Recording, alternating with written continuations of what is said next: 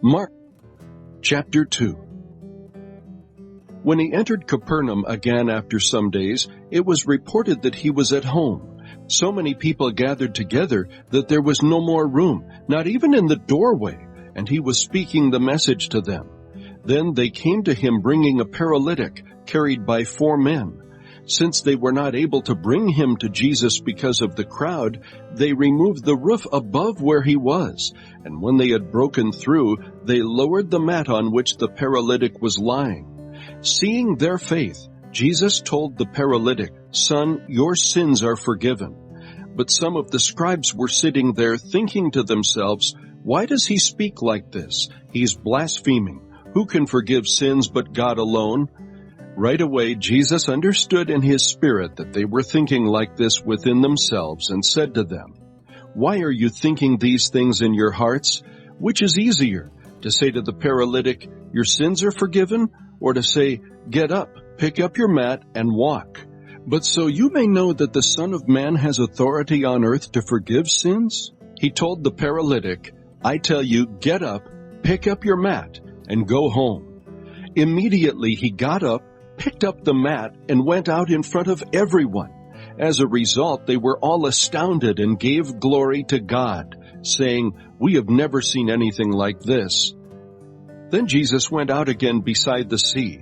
The whole crowd was coming to him, and he taught them. Then moving on, he saw Levi, the son of Alphaeus, sitting at the tax office, and he said to him, "Follow me." So he got up and followed him. While he was reclining at the table in Levi's house, many tax collectors and sinners were also guests with Jesus and his disciples, because there were many who were following him. When the scribes of the Pharisees saw that he was eating with sinners and tax collectors, they asked his disciples, "Why does he eat with tax collectors and sinners?" When Jesus heard this, he told them, "Those who are well don't need a doctor, but the sick do need one. I didn't come to call the righteous, but sinners." Now John's disciples and the Pharisees were fasting. People came and asked him, "Why do John's disciples and the Pharisees' disciples fast, but your disciples do not fast?" Jesus said to them, "The wedding guests cannot fast while the groom is with them, can they? As long as they have the groom with them, they cannot fast. But the time will come when the groom is taken away from them, and then they will fast in that day. No one sews a patch of unshrunk cloth on an old garment. Otherwise, the new patch pulls away from the old cloth, and a worse tear is made. And no one puts new wine into old wineskins. Otherwise, the wine will burst the skins, and the wine is lost as well as the skins. But new wine is for fresh wineskins." On the Sabbath he was going through the grain fields, and his disciples began to make their way picking some heads of grain. The Pharisees said to him, "Look, why are they doing what is not lawful on the Sabbath?"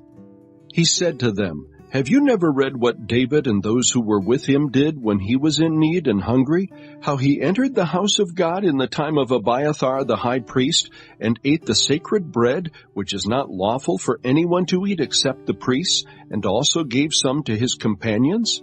Then he told them, "The Sabbath was made for man, and not man for the Sabbath. Therefore, the Son of Man is Lord even of the Sabbath." We turn our attention to the Gospel of Mark, chapter 2. In this chapter, we find several stories of Jesus healing and forgiving sins. But there is one story that stands out, and that is the story of the paralyzed man who was lowered through the roof by his friends to be healed by Jesus. This story is a powerful reminder of the power of faith and the importance of community in our lives. We see in this story how the faith of the paralyzed man's friends brought about his healing and forgiveness.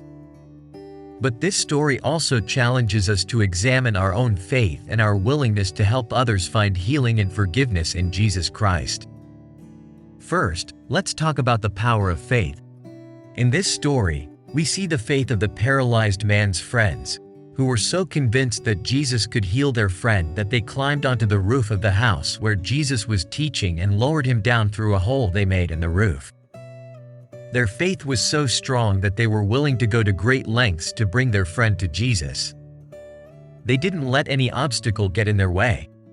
They were determined to bring their friend to Jesus, no matter what. And what did Jesus do when he saw the faith of these friends?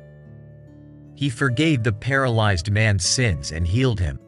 He didn't just heal him physically, he healed him spiritually as well. This story shows us that faith is essential for healing and forgiveness.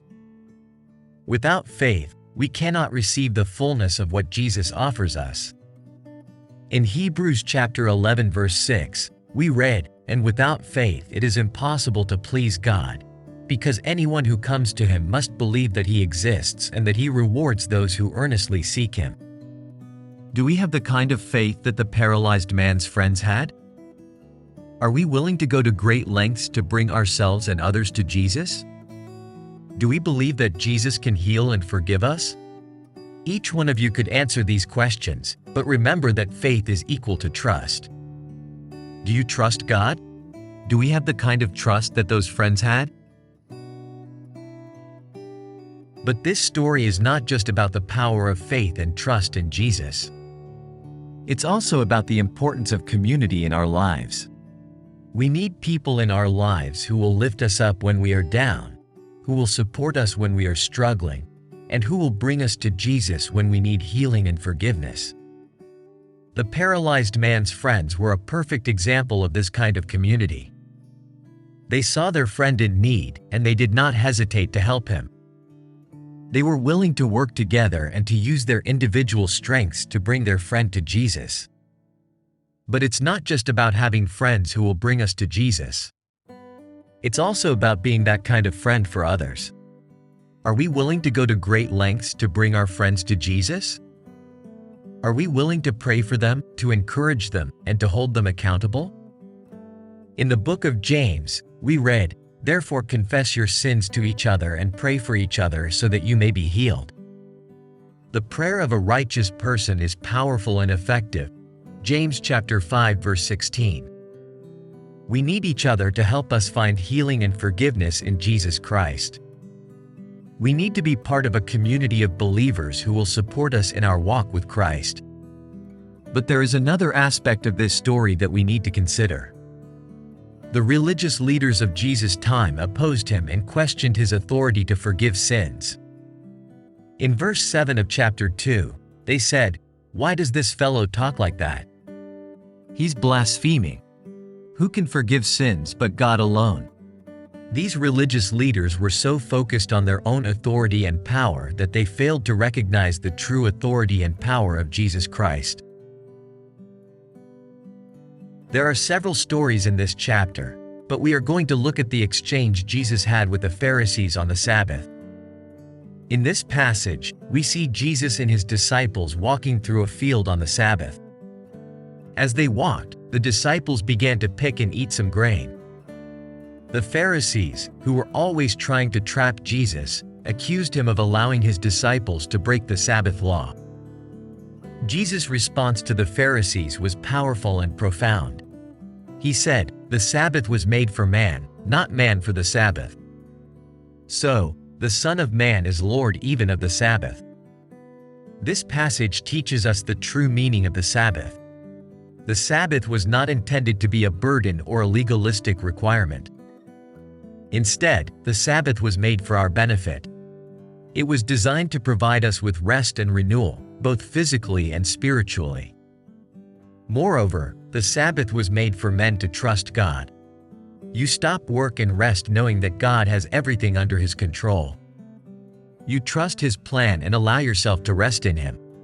In fact, the Sabbath was so important to God that he included it as one of the 10 Commandments. In Exodus chapter 20, God commanded his people to remember the Sabbath day and keep it holy. But over time, the religious leaders had turned the Sabbath into a set of strict rules and regulations that burdened the people instead of providing rest and renewal. They had lost sight of the true purpose of the Sabbath, which was to honor God and receive his blessings. But Jesus' response to the Pharisees in this passage also reveals his authority as the Son of God.